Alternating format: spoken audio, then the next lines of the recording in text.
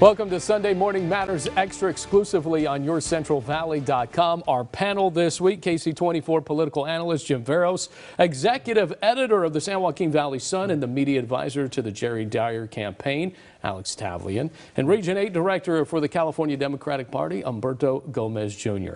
Well, gentlemen, I can't believe we're going to be talking about how the NCAA governing body actually bought in to what Governor Gavin Newsom is saying, what he signed to pay endorsements to the names and likeness to student athletes. They are buying into this. Of course, they're going to have to come up with more structured bill of the way they're going to do this. But is this the move to the end of the NCAA? Jim, we'll start with you. The end of the NCAA? Yeah. No. Is this going to be a new era of the NCAA? Yes, I think it will be, and I think it's time.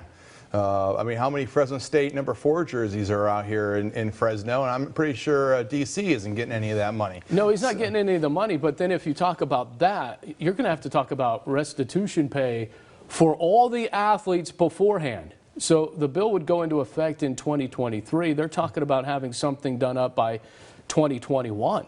Yeah. Alex, I mean, when you think about this, this is a slippery slope that they're going down. Sure.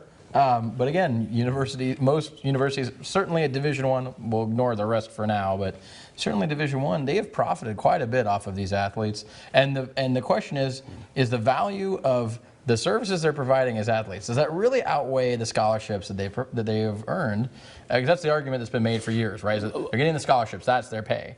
And I'd say for many Division I programs, the answer is no. The universities are making quite a pretty penny off of these athletes. But at the same time, is this more about the Power 5 athletes at the Power 5 schools being more powerful, and all the lower tier schools? I mean, they're not going to get the same endorsement deals. You know, even if they, even if you know, a lacrosse player at Fresno State gives private lessons, you know, they're not going to make nearly as much as somebody on a different level getting an endorsement. But that's the thing, is that you can't compare the two, because you're profiting off of likeness, not what services. happened to Title IX compliance? What about it? This is what I'm sorry, Title IX fought University for. of Connecticut's, I'm sorry, but University of Connecticut's women's basketball team won how many games in a row? You don't think that they would have been able to make money off their likeness? I mean, or the increase in soccer that women's yeah, absolutely. Listen, if you're top notch, there's money out there for you. And guess what? That's what happens in the workplace. So get ready for it when you leave college. The people who do the best make the most money. I'll say this. You go back to, I'll look at even in the men's sports. Fresno State's men's basketball program has never been the same since the days of Ray Lopes. But we've had the days of Jerry Tucker. I'll say that there's a 1 year. Hey, I'll give Lopes a 1 year period. Hate mail. So is Alex Tavlian. But I'll say this. You have had one of the generational talents in the NBA come out of Fresno State, Paul George.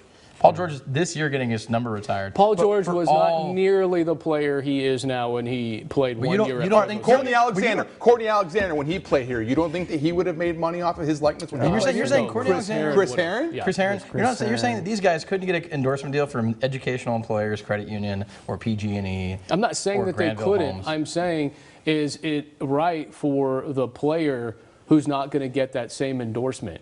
That's what Title IX was all about. That's what was so fought for, to have Fresno State be compliant, all the other universities to be compliant. That compliance is now thrown out the window when you talk about endorsement deals, because it's clearly not going to be the same in equity when you pay one athlete like a Derek Carr versus somebody on the women's soccer team. Yeah, that could be a possibility, but you just don't see the huge amount in equity as it is with the current system. When we fill out our brackets, how much television advertisement revenue did the NCAA make? Right. $1.2 billion. Yeah. I mean, who's that 1.2 billion? I'm not going, listen, I think you guys are getting the wrong idea. But even to your point, Alexon, so you want to talk about filling out a bracket. How many people are filling out women's NCAA brackets? Almost nobody. I know you guys are all in agreement. Right. I'm just trying to play devil's advocate here. Yeah, okay. But here's something Even the devil's got our back on this one. North Carolina Senator Richard Burr says he's going to introduce a bill now. If college athletes are going to make money off their likeness while in school, their scholarships will now be treated as income and taxed. I'm sure there isn't a used car lot in North Carolina that's not going to cover that difference. Are you kidding me? Get out of here. Yeah. Go ahead and tax them. That'll play really well in your re-election campaign. Get out of here. He's a demon deacon, so Yeah. I'll just say that. Yeah. All right, I want to get to this because Twitter announcing this week that they're going to wipe out political ads. It's going to go into effect November 22nd. Now, there will be some exceptions like voter registration information and things like that, but wiping out political ads. So we may not see a Elizabeth Hang, New Faces GOP ad on Twitter, will we? No. So how is this going to play a part? And really, it makes Mark Zuckerberg and Facebook look like the new political ad junkie. Facebook business is booming. Business is booming on Facebook. Is it? Here's the deal. I've been buying digital ads for 5 years for campaigns. I've yet to spend a nickel on Twitter. A nickel. A nickel on Twitter. A nickel. And I'll be perfectly honest. Today, one of my colleagues in another area of the country tweeted out asking the impact. And I said, you're probably better off taking the money you would spend on Twitter and putting it on a 6-to-5 blackjack table on the Strip in Vegas. You did that in 140 characters. Congratulations. I did. Yeah. But my point is, the spending on Twitter and the impact that it has on elections is so minute.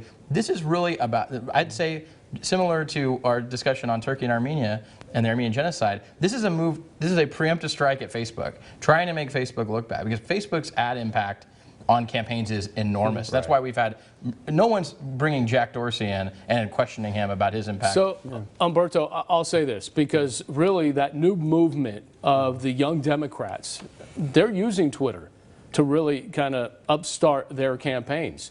Now that they won't be able to use Twitter, and President Trump, he won the election through social media. How does this change the game? Like I said, I really don't know. I don't even have a Twitter account, so I mean, Yeah, I we wouldn't tell noticed. you. But to that point, though, it's not stopping people from engaging organically. It's not stopping people. But President Trump doesn't You can spend much engage all money. you want, but you're not going to be able to drive the narrative in a political ad. But, I mean, here's the deal. President Trump doesn't spend a lot of money on Twitter as it is. He spends very little for the stuff that you and I talk about day to day. The stuff that he tweets out, it's for free. It's his own PR It's his own message. PR. He uses his Yeah, own PR message. and what the rules are going to be on a political ad are going to be different than what you put in a tweet.